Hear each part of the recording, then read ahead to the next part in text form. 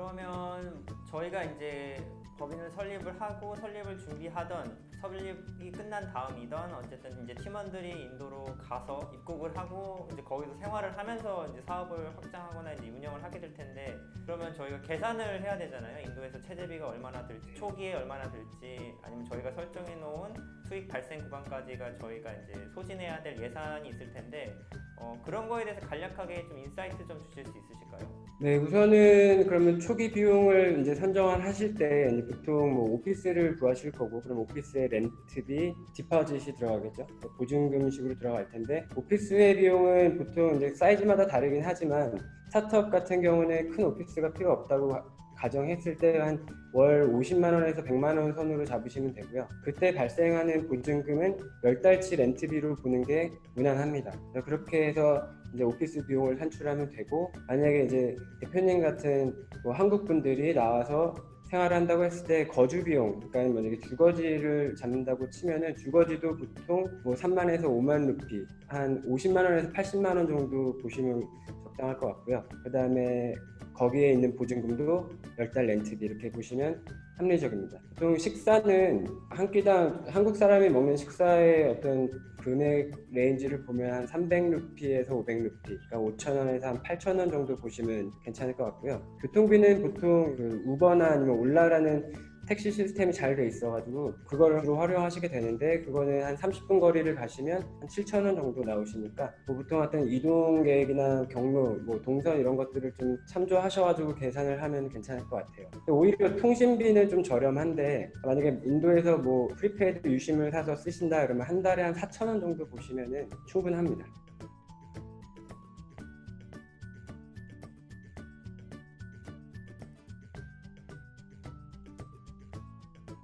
그럼 아까 뭐 한국인이 이제 먹는 기준에 대해서 얘기하셨는데, 뭐 한국 식당이나 아니면 한국인 네트워크가 방갈루루에 지금 잘 구축이 돼 있나요?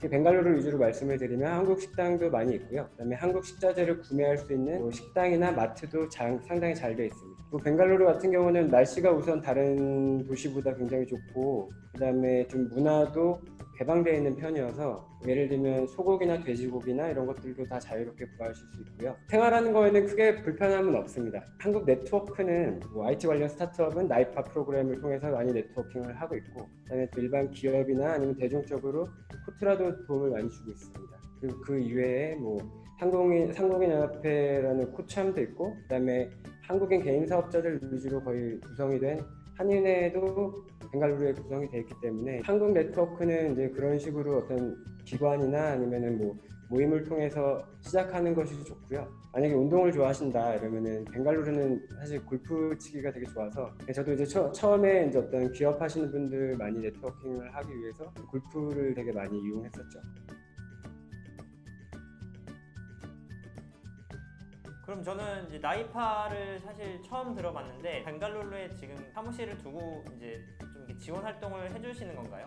나이파는 IT 산업 전문 진흥기관으로 국가기관인데요. 뭐 소프트웨어가 발달된 인도, 그중에서 특히 뭐 인도에서는 벵갈루루가 이제 인도의 실리콘밸리라고 얘기를 하잖아요. 이쪽으로 진출하시는 한국 IT 기업들한테 큰 도움을 드리고 있습니다. 그러니까 만약에 대표님 같이 인도에 처음 나오시는 분들은 어디에 뭐가 있고 아니면 어떤 걸 해야 되고, 처음에 나와서 거주지를 잡거나 오피스를 잡거나 이런 것들이 좀 애로사항이 있기 때문에, 애로사항을 줄이고자 벵갈루루에 위치한 나이파 인도센터에서 뭐 주거, 오피스, 그다음에 사업 정보 등을 지원해왔고, 그다음에 현재는 법인 설립이나 파트너 연계, 그리고 인도 마케팅 같은 것들을 지원해드리고 있습니다. 그래서 IT 쪽 관련된 분들은, 사업을 하시는 분들은 나이파를 통해서 인도에 진출하시면 많이 도움이 될 것 같고요. 그 일환으로 사실 저희도 인도에 진출하는, 그러니까 나이파를 통해서 들어오시는 분들에게 이제 법인 운영이나 설립 이런 쪽으로 자문을 드리고 있죠.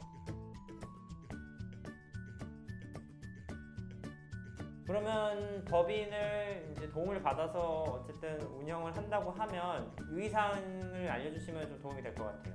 우선은 이제 제가 담당하는 업무가 이제 인도 법인 운영이어서 그런지, 저는 그 인도 컴플라이언스에 대한 이해를 하는 게 굉장히 중요하다고 생각을 하거든요. 스타트업을 운영하시는 대표자님으로서, 그러니까 인도 법인이 어떻게 운영이 돼야 되고, 그다음에 인도 정부가 그 인도에 진출한 법인에게 어떤 것들을 요구를 하는지, 그다음에 월별로 이행해야 되는 것들은 무엇이 있는지 그런 것들을 이해하는 게 상당히 중요하다고 생각을 합니다. 그 중에서도 뭐 예를 들면 간접세에 해당하는 GST라는 것들에 대한 운영과 그다음에 직접세에 해당하는 TDS 그거에 대한 이해가 좀 많이 돼 있어야지 뭐 현금 유동성 확보나 아니면 벤더 관리, 협력업체랑 계약 관리를 무리 없이 잘 이행하실 수 있거든요. 그래서 가장 먼저 말씀드리고 싶은 거는 인도 컴플라이언스에 대한 이해가 가장 중요하다라고 말씀드리고 싶습니다.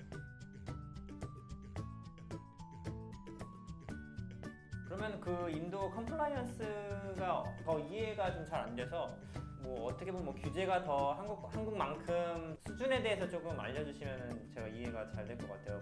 뭐 강력하다 아니면 규제가 한국보다는 좀 더 느슨한 편이다. 네, 뭐 이런 게 있을까요? 규제가 빡빡하다라고 말씀을 드리고 싶고, 그러니까 제가 이제 좀 다시 설명을 드리면 인도의 컴플라이언스 시스템은 좀 복잡합니다. 좀 복잡하고 그다음에 지금 셋업이 되고 있는 단계라고 말씀을 드리고 싶어요. 그래서 시스템적으로 약간 불안한 부분이 있습니다. 그리고 그런 것들을 하는 게 그 아까 말씀드린 CA, 인도 회계사한테 모든 게 집중되어 있기 때문에 인도 회계사한테 모든 걸 이제 기대고 있다가 나중에 좀 피해를 보시는 분들이 상당히 많거든요. 그래서 좀 추가적으로 말씀을 드리면 한국의 VAT 시스템은 그 부가세 시스템은 어떤 업체가 세금계산서를 발행을 하면 그 업체한테 돈을 지급을 하면 시스템 내에서 그게 다 기록이 되고 그 VAT의 납부의 의무는 그 돈을 받은 사람한테 주어지잖아요. 근데 인도는 같은 뭐 이제 부가세로 GST라는 시스템이 도입이 되어 있는데 이거는 돈을 준 사람이 관리를 하게 되어 있습니다. 그래서 어떤 업체한테 제가 부가세를 줬을 때 그 업체가 부가세를 냈는지 안 냈는지도 제가 확인해야 되고 그 업체가 만약에 부가세를 안 냈으면 제가 책임을 져야 되는 거라서 그런 컴플라이언스가 굉장히 복잡하게 되어 있습니다. 그리고 연간 감사 업무를 해야 되고 결산 업무를 해야 되고 그거 말고도 법인에 대해서 연간으로 신고해야 되는 항목들이 6가지가 있고 그 안에 뭐 이사들에 대한 검증, 법인이 대출을 받았냐, 아니면 법인이 어떤 뭐 거래를 했냐를 각각 별도로 다 보고를 해야 되는 그런 컴플라이언스들이 많이 있기 때문에 이제 그거에 대한 이해를 좀 하시는 게 도움이 많이 되실 겁니다. 아, 그럼 인도는 회계연도가 어떻게 돼요? 인도 회계연도는 매년 4월 1일부터 다음 연도 3월 31일까지입니다. 그래서 그 회계연도에 발생한 회계 내역들을 그 해 9월에 신고 작업을 하게 되죠. 그러면은 이제 한국에 이제 본사가 있다 그러면 이거를 다 신고를 해야 되는데 한국 본사에서 이제 본사를 담당하는 뭐 한국 회계사가 있을 거고 그럼 저희가 인도 브랜치에서 담당하는 한국 회계사가 있을 텐데 이 둘의 이제 그 연결이나 이런 업무 협업은 어떻게 할 수 있을까요? 보통 이제 한국의 회계연도는 1월부터 12월이고 인도 회계연도는 또 다르잖아요. 그래서 보통 이제 저희 같은 경우는 그 매월 MIS 리포트라 그래서 밸런스시트나 프로핏 앤 로스 같은 이제 회계 보고서를 매월 이제 한국 본사에 보고를 드리고 그다음에 한국 회계연도에 맞게 회계 처리를 하실 수 있도록 그러니까 매년 1월부터 12월까지 자료를 따로 만들어서 본사에 제공을 해드리고 있습니다.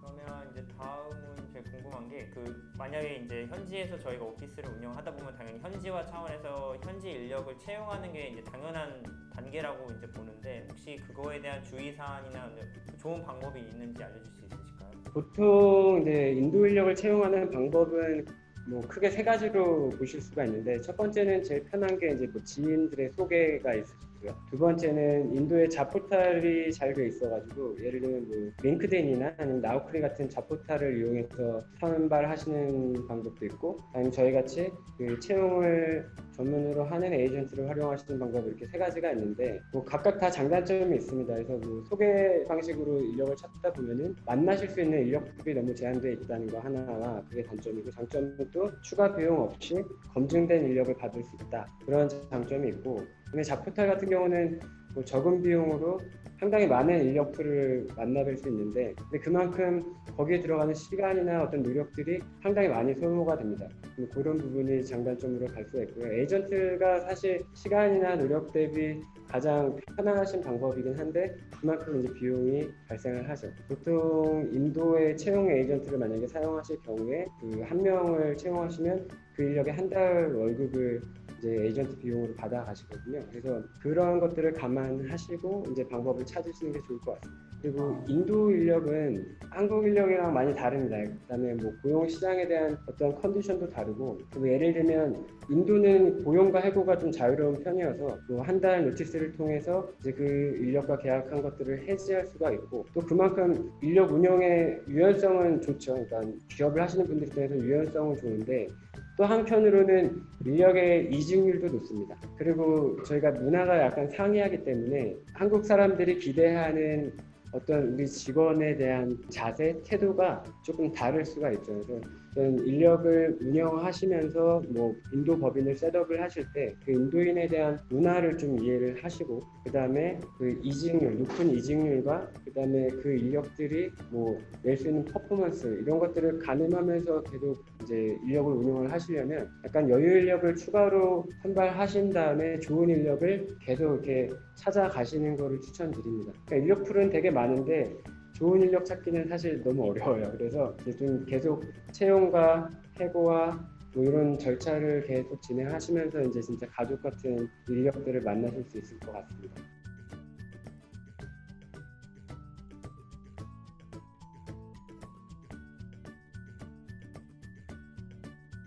그러면 이제 그 좋은 인력들을 이제 채용하는 데 있어서 한국 기업이 채용하는 거라는 그 사실에 인도인들이 뭐 긍정적이거나 뭐 부정적이거나 아니면 그냥 중립적인 의견을 갖고 한국 회사에 지원을 하게 되나요? 보통 이제 인도의 법인을 세우셨다고 하면 뭐 베이스가 거의 한국 기반이고 외국 기업이라고 많이 볼 수 있잖아요. 그래서 뭐 한국도 약간 마찬가지의 기류가 있는 것 같은데, 뭐 외국계 기업이다라면 어떤 좀 좋은 이미지나 이런 것들을 갖고 있습니다. 인도도 마찬가지고. 한국계의 IT 기업이다, 아니면 한국계의 컨설팅 기업이다라고 하면 인도 인력들도 뭔가 조금 더 배울 수 있겠구나, 아니면 내가 뭔가 좀 더 기회를 가질 수 있겠구나라는 희망이 있습니다. 그래서 사실 뭐 좋은 인력을 뽑는데 조금 더 도움이 되는 거는 사실입니다. 그러면은 업무 환경은 어떨까요? 예를 들어서 인터넷이 진짜 중요한데 확실히 인터넷의 속도가 되게 미세하지만은 뭐 원격에서 근무하는 체제라고 하면 굉장히 민감하고 되게 중요하다고 생각을 하는데 방갈로 인터넷 상태는 어떤가요?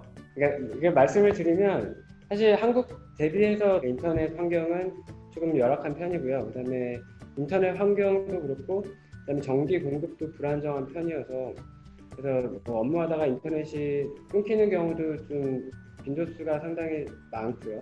그런 것들을 이제 방지하기 위해서 뭐 UPS를 설치하고 와이파이를 좋은 걸로 설치해서 안정적인 기반을 만들려고 하는데, 좀 인터넷 공급의 안정성이나 아니면 스피드는 한국 대비 많이 떨어지는 편입니다. 프리미엄 요금제나 뭐 이런 플랜을 써도 그렇다는 말씀이시죠? 네네네. 그러니까 지금 그렇게 체감을 하고 있죠. 그러면 대표님께서 느끼셨을 때 이제 인도에서 비즈니스 하는 것은 어떻다라고 한마디로 표현해 주실 수 있으실까요?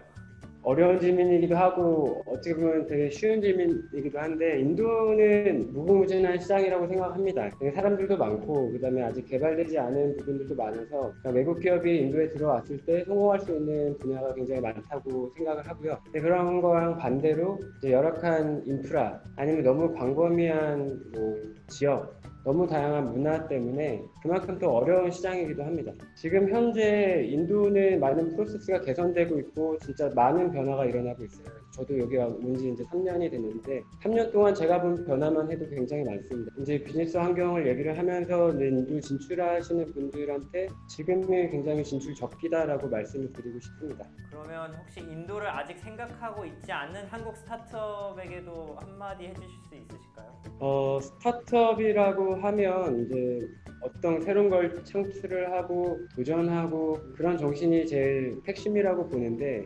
인도는 새로운 아이디어나 어떤 기술들, 의미 있는 그 활동들을 할 수 있는 게 굉장히 많습니다. 그래서 저조차도 저는 약간 인도 사람들한테 어떤 도움을 줄 수 있는 그런 것들을 하기 위해서 나왔는데, 인도 시장이 어렵다라고 생각하고 우선은 그냥 이렇게 눈을 돌리기보다는 이쪽에서 할 수 있는 그 사업 아이템이나 기회를 보시고 한 번쯤은 도전해 볼 수 있는 시장이 아닌가, 이런 말씀을 드리고 싶습니다. 네, 감사합니다. 대표님, 오늘 답변 주셔서 정말 감사하고요. 저희도 인도 코로나 상황 항상 주시하고 있는데 되게 고생 많이 하고 계신 것 같아요. 아닙니다. 오늘 이제 저희가 답변 드린 게 그러니까 좀 많은 도움이 되셨으면 좋겠고 빨리 코로나 사태가 끝나서 이제 좀 활동도 제대로 하고 많은 한국 기업들이 인도로 진출할 수 있는 기회를 다시 가질 수 있으면 좋겠습니다. 그래서 앞으로도 또 필요한 부분 있으시면은 계속 연락 주시면 최대한 도움 드리도록 하겠습니다. 오늘 만나뵈서 너무 반가웠습니다. 저 인도급해서 가서 좀 뵀으면 좋겠어요. 네네, 곧 뵙겠습니다, 대표님. 네, 감사합니다. 감사합니다. 네, 안녕히 계세요.